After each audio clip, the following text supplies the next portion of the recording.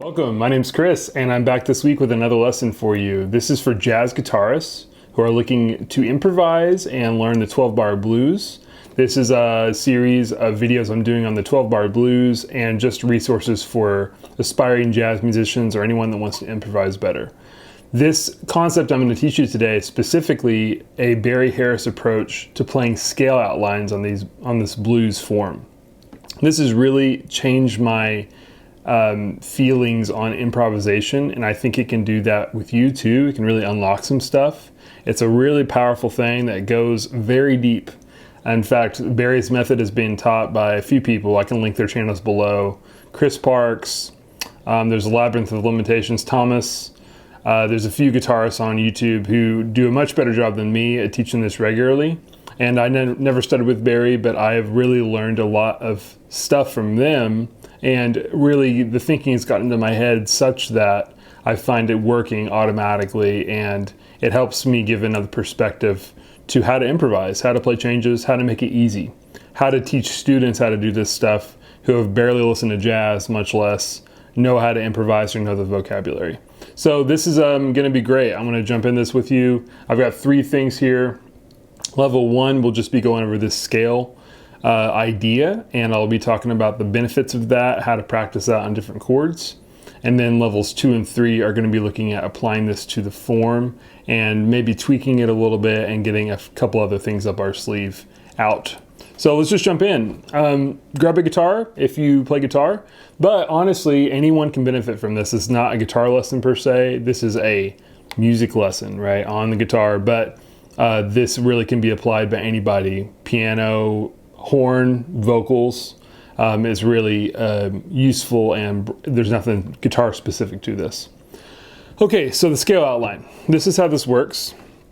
Pretty simple idea is that we're going to kind of map out this tune or the form of a 12-bar blues, and I'll pick B flat. I think I've done different keys, but I was just playing it in B flat to warm up. And what we're doing is we're playing essentially a Mixolydian scale. If you know what that is, it's a major scale, only with a flat 7, right? So here I'm playing B flat major. Make sure you can see my hand.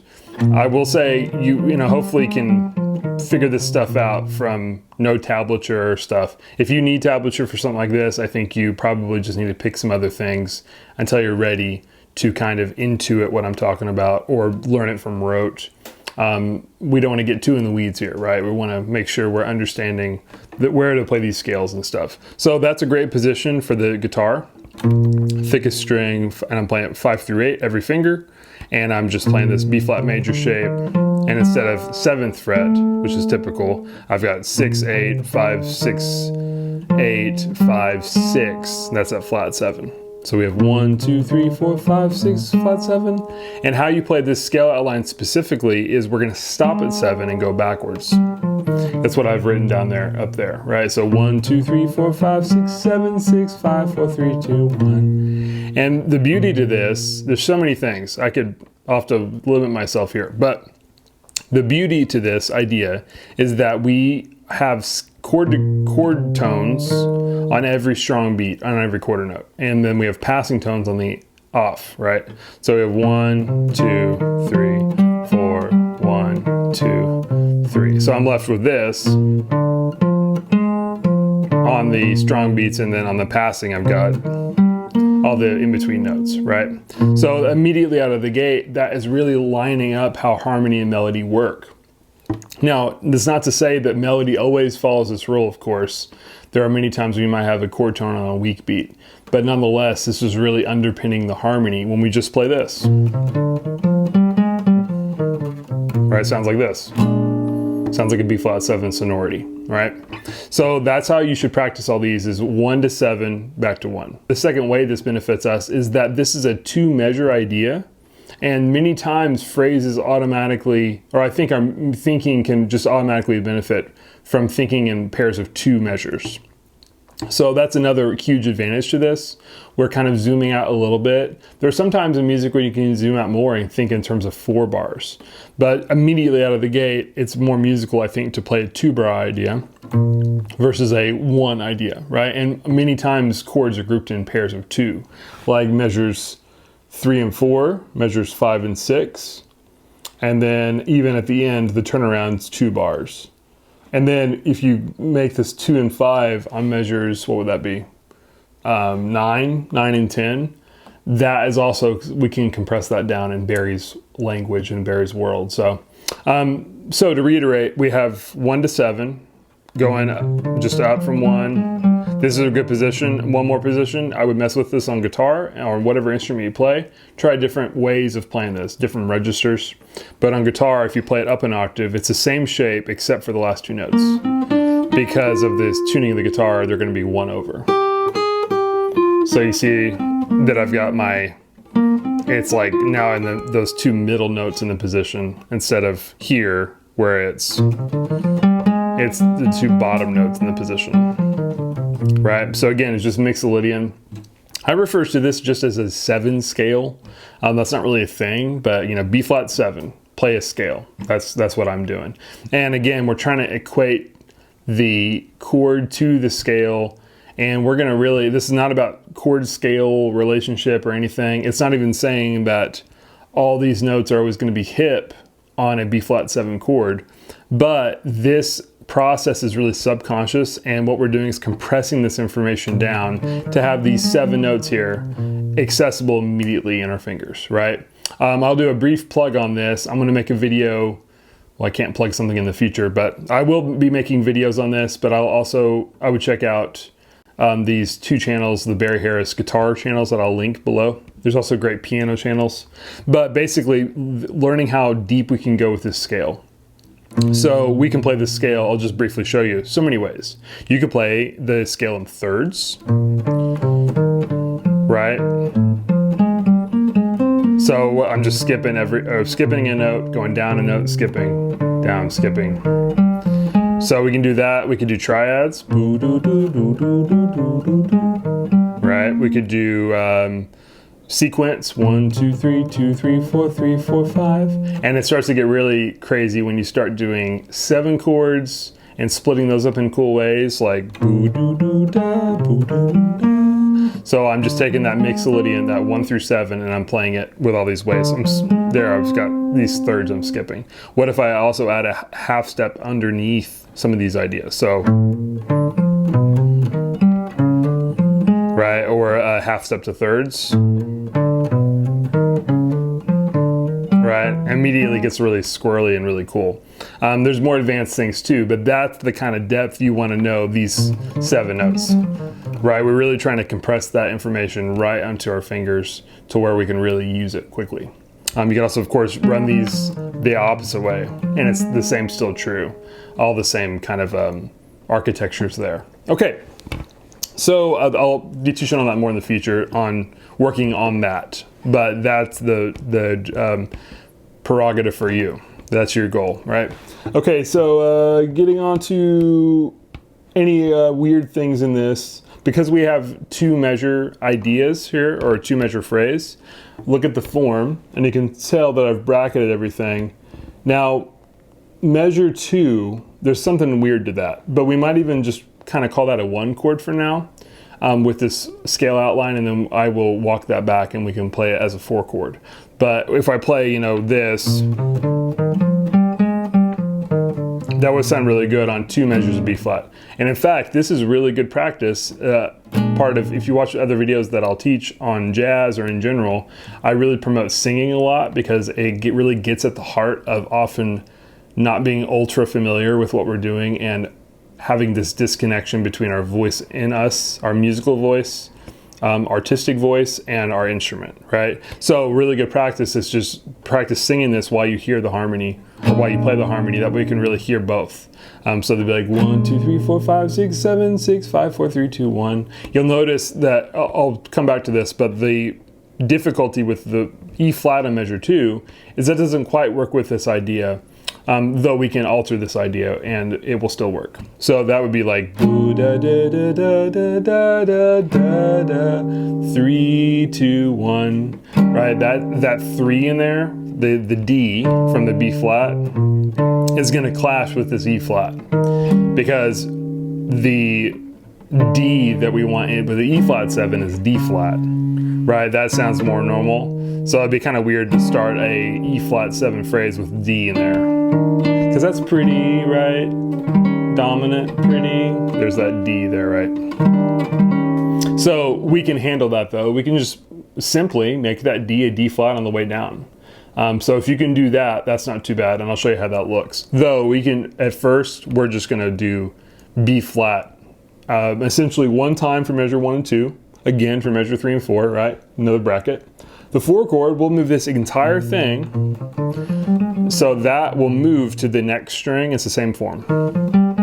It just won't be the same form on the guitar if you start on the D string, because then we're invoking the B string. Anytime you're playing stuff on the B string, coming from G to B, or, well, not B to E, but anytime you have the G going to the B string melodically, you're gonna have a weird shape change because of the tuning.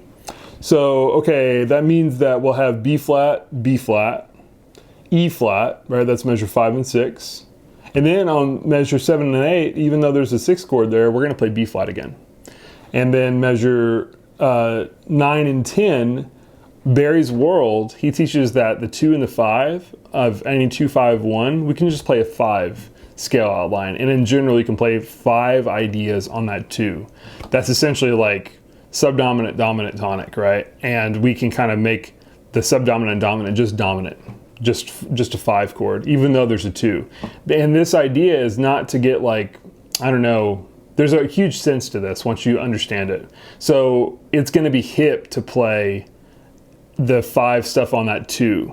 If the bassist is playing, you know, walking, boom, boom, boom, walking on 2 and 5, if you're playing 5 ideas on that 2, it's going to be really hip. These essentially are similar chords if you zoom out enough. That's the idea. So all to say, we can just play a 5 chord there. So nice and easy. So far we've just had a B flat, E flat, B flat, B flat.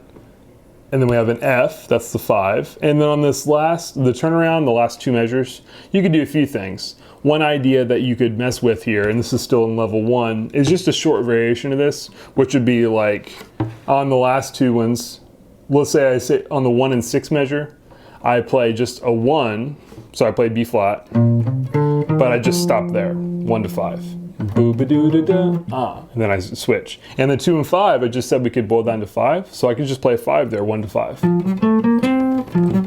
Right, so boo-da-doo-da-doo, boo-da-doo-da-doo. Perfect. And that kind of takes care of that for now. You could make that one bigger outline, but for now, we'll just do that. And in general, that's an okay thing to do. You can always make it short. I hope you're with me still, because the scale outline idea, it really is going to help you. And this is, I'll preface this by saying, like, what I'm about to play, I'll just play the whole thing through.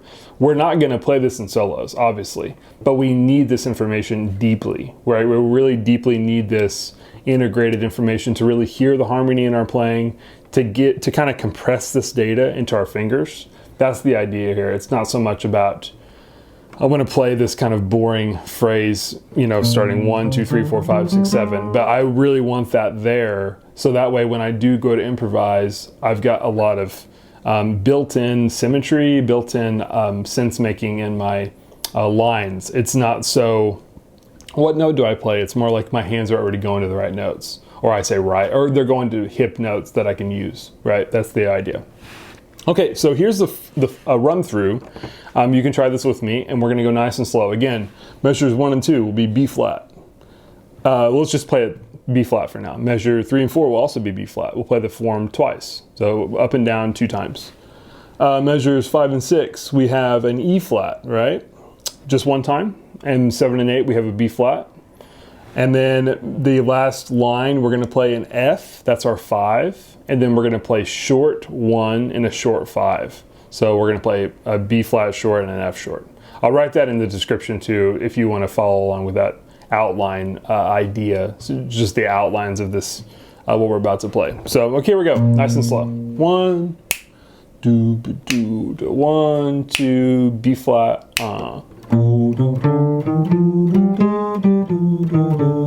Same thing, measure 3 and 4.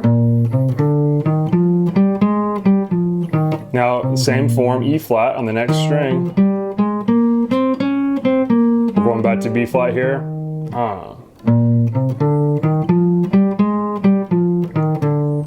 Now the 5, F. And then the last 2 bars, we're doing the short one. Short 1, just 1 through 5. Right? That's it. And you could run that through multiple times and hit all the spots. Right, you could do it higher. Of course, you could try this in another key. That's really good stuff to do. That's what you want to do to really make it stick. Okay, so hopefully that made sense. And the scale outline idea will really work on about any kind of straight edge jazz tune. So I'll talk more about that, but this blues form, we're getting our really money's worth because it's used in so many tunes. But this will really work well. It actually probably even works better in non-blues things, but it still really works here. So that's level 1. Hopefully that's not too bad. Getting into level 2, and this will help us deal with measure 2 with that weird note.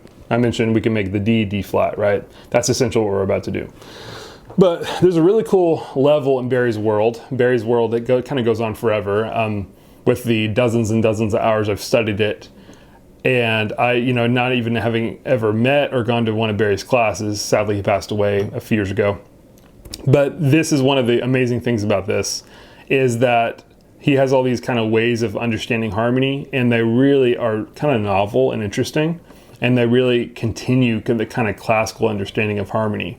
And Barry was not into like some of the more modern things in jazz that he saw kind of breaking these rules or conventions. But for bebop, there's nothing better, in my opinion. Or it's really, really helpful. It really jump starts things. So this idea here is that E flat, or on any chord, major or minor, dominant or other kinds, you can play a scale based on the 5th of the chord.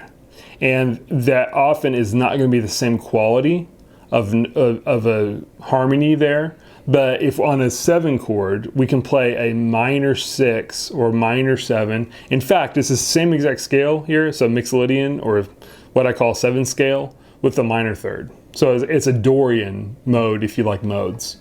So E flat 7 is the same as B flat minor Dorian, or B flat minor 7. And I'll just call it B flat minor 7 scale, right? It's just the same thing. Instead of this, 1, 2, 3, with a major 3 there, I play it like this. So you see that I'm playing 1, 2, 3 on the same string, and then I go on. And then it's kind of funky because we do have a little bit bigger of a shape, but I find that the first 3 notes being major really work like this well, and then being minor, they work well to play it on the first 3 notes on the same string. So that's really hip, right? And we could even go through with this idea and test it and basically play on the B flat 7. I could play F minor 7. Those are actually the same exact notes on paper, right? If you write down F Dorian scale, you get F, G, A flat, B flat, C, D. D's that 6th note. That's that note, right? And then E flat F. So the only thing that's different there is the 3rd. So they're kind of the same thing, just minor and major versions. So that's a really, really hip idea. And that means that bar 2, I could think of 2 ways. I could think of it like E flat 7, and that's in the middle of this form, or of the outline. That means that I have to think on the descent of B flat 7, turn it into E flat 7, and that literally just means this: make any D, D flat, right? Because they're essentially, well, here's a good way to see this.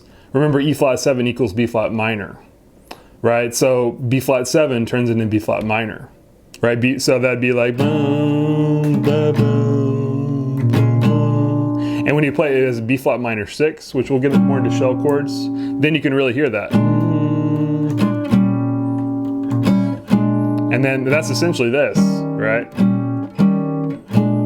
It's a really cool idea. So measure 2 we can handle like that. We can think of it as either B flat minor 6, if you will, and Barry's world that goes far deeper than this video will today on 6 chords and the scale of chords that he teaches. There's 4 of them, and we won't get into that today. But you can think of it as minor, or you can think of it as E flat 7, and we're just changing it on the way down. So if I do that, if I just change that D to D flat, I would get this form on the way down, right, from the major. So measure 1 and 2 would look like this. It'd be 1, 2, ready, and then here on the way down, right? Kind of nice. So you could do E flat 7, you could do short B flat, but I kind of think it's actually good when you're ready is to try this sort of thing. My ear just really naturally wants to do this, right? This is a good way to test it. 1, 2, 3, 4, 5, 6, 7, 6, 5, 4, flat 3, 2, 1, da da da, right? Ba-da-doom, ba-da-da-da-da-da-da-da-da-da-da. Right, so on that B flat 7, that B flat scale is of course going to be really comfortable, but on the E flat 7, you're going to feel that grind of the D, right? So you want that D flat instead. Okay, so that's how I generally play this form and teach it for this blues, is to alter that descent like that. So it's nice. You still have the form there, the outline, but then when we need to change it, we can alter it like that. The other place you might want to do that would be on, actually, that's about the only place for this 6 on the 5th. I didn't mention that, but that's what Barry calls it, 6 on the 5th. So that's a really cool concept of essentially any chord can do that. I will briefly talk about the theory behind that real quick because it's kind of cool. The idea is that if you think of vertically like harmony, and we're not thinking about the scale so much, a E flat 7, if you start on, or what's a good way to say this? E flat 7, if you build it out more, we get E flat 9, right? Which would include an F. So E flat G, B flat, D flat, F. And now E flat 9, you can see on the top of that, there's a B flat minor triad. So that's the idea, right? And if you have B flat minor 6, there's that G that's also in the E flat chord, right? So it kind of comes back on itself. We have this. So that's why a minor 7 or a minor 6 chord or minor 7 or minor 6 scale idea works on the 5th of a dominant chord, right? And this stuff is weird until it's not, right? So take your time with it and you'll figure it out eventually. Once you want to kind of test this idea, you could do it on all the dominant chords. Meaning we could play B flat 7. What if I do this first 2 bars like I just showed you? So I'm altering it on the descent, and I have the end of minor 3, 2, 1. So for me, I'm kind of thinking B flat 7, B flat minor, and then I go back right into B flat 7 on bar 3 and 4. What if I do there though? Because I've already played the B flat. What if I do the 5th of that and make it the minor version of that? So that'd be F minor. And now I'm thinking F minor Dorian essentially, and I'm playing that instead of B flat 7 because they're the same thing. And you should hear kind of a congruent sound. And this on off thing, it still works. We basically have 5, 6, 7. My bad. 5, 6, 7. 1, 2, 3, 4. It doesn't always work right. The 4 is not in the key, but it would be 5, 5, 6, 7. 1, 2, and that 5, 7, 2, that's really hit. 5, 7, 2, 4, 4. And that's even kind of hip, right? It's kind of cool to have that all in the air. Right, so when I can start making the ideas off of F minor on that B flat 7, I kind of liken it to, I don't know, it's like if you're all designing, if you're in a class that's designing a kite or something, you are jumping into the class, you're coming in week 4 or 5, and you can just like borrow someone else's like cool design, and you're a lot farther along. It's more sophisticated immediately, or you're jumping in the deep side of the pool. when you're thinking about stuff off the 5th or the 3rd. So that's one of the reasons Barry's method is so hip, in my opinion. Okay, so I don't want this to be too long, but let's give this a shot here with the minor chords on this form. So I'm gonna be playing, like I said, the first one's gonna be the same. And then I'm gonna go to F minor. And then I'm gonna do the E flat 7. I'm gonna do that as a B flat minor. So I might do it here. Or here. Then back to the B flat. And then the 5, I could do it. I could do C minor. Right, that's the idea. So let's give this a shot a little bit so you know how to work on it, okay? Here we go. So 1, 2, 3, now minor. Now F minor. E flat 7, I'll just go and do it normal. Back to B flat. Now F, I can do C minor. Back to B flat, right? And you can do F minor there. And again, try to find these all over the guitar or whatever instrument you play. Try to sing them, right? It really makes you good. One final thing, I don't want to make this too long, but I need to get this last point in here. So there's a couple other tweaks we can do basically. So it's fixing bars 2, 6, and 8. So 2, 6, and 8 were funnily the channels I had growing up. Not just the 3, but those are the big ones. So, okay, what I mean by that is there's some cool stuff. We actually already fixed bar 2, right? There's a term, I think it's Michael Levin, the Jazz Theory book. I think that's his name. Really popular book, and I own it. I own his jazz piano book, and there's a lot of good stuff in there. I've supplemented it with other things from my understanding, but he talks about avoid notes, and that's a big kind of idea in like chord scale theory, and that bar 2 had that avoid note, right, of a major 7th on a dominant chord, essentially. So we fixed that. Bar 6, which is the second bar of 4, right, on this middle part of the tune. So bump it, I say, right here. So what I mean by fixing this bar, it's actually fine on its own, but often we play on bar 6, we might play a sharp 4 diminish, and that kind of walks up to the 5th of the 1 on bar 7. This is a really, really common movement. Barry talks a lot about it as well. And what we can do there, just to prep our ears, is going on bar 5, going up E flat 7, and then instead of E flat, why don't we play E? And you kind of hear that passes us or kind of gets us ready for this F. So, and this E diminish, this is a big Barry idea, and it's also a kind of equivalent to a couple ways to see that, but I'll just leave it at that so far, is that this E diminish is kind of what we're hinting at, and landing on that with that outline I think really helps our ear, kind of shows us the next level, like this is what you can work on next, right? So that's what I would do there. That's bar 6, so I do up like that. Then bar 7, we could go into F minor, right? It's kind of cool. What's the other one? I was gonna say though, if you play the bar 7 as a 1, we can do the same thing. And that kind of leads us to this 2 chord, right? So that's another really cool movement. Right, that goes into a lot of tunes eventually, or a lot of licks, and lots of stuff we can hear. So to reiterate the changes, I think I caught them all. Oh, bar 8. No, I just talked about that one. So 6 and 8. So 1, 2, 3, 4, 5, 6, 7, 8.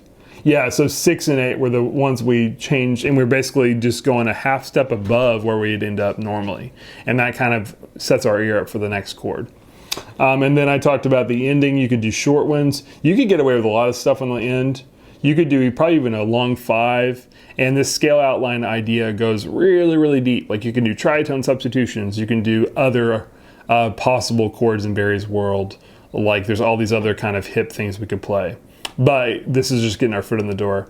And I'll say, as I wrap up this video, the really big benefit here, I think, is that this gives kind of like left brain people, which I sometimes can be very much, and other times I feel like more right brain. And when I'm integrated and like working together, then it's the best case scenario, right? But when we just don't know what to practice, we don't know how to get around improvising, this scale outline idea is just so great. And I will come back with another video on this, but I want to wrap this up maybe by just showing you some of these ideas in real time. So maybe things you could do to get your like creativity kind of going.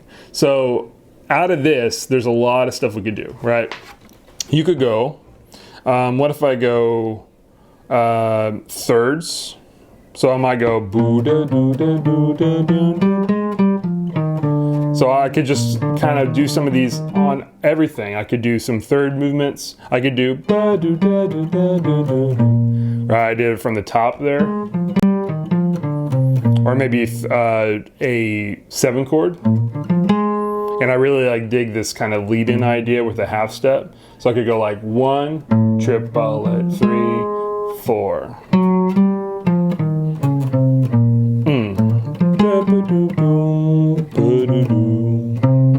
Right, there's so much we can do there. This is really going to help you see the kind of strong chord tones that we can shoot off of. I could do something off 3. Right, that's nice. Triplet off 3, 3, 5, 7, and then down in the scale. And I've got those like avoid notes all worked out because I'm not really thinking at that micro level. I'm kind of zoomed out a little bit. I'm thinking more B flat 7 to B flat minor 7, or B flat 7 to, I might think E flat 7, but that kind of, it's hard to describe here. It's just like so not here anymore. It's in my ears and my fingers. And I often wish I was playing more hip stuff, but now with this Barry stuff, I don't really feel that anymore. I just feel like, yeah, I'll play what I play, but I've got a really good way to water this plant, right? Some other ideas, like what if on the, I play, what's some good stuff here? Some of those thirds, let's do it on E flat. So I could go like,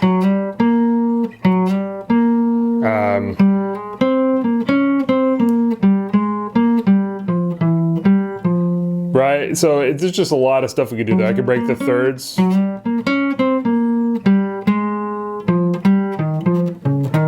You hear those thirds, right?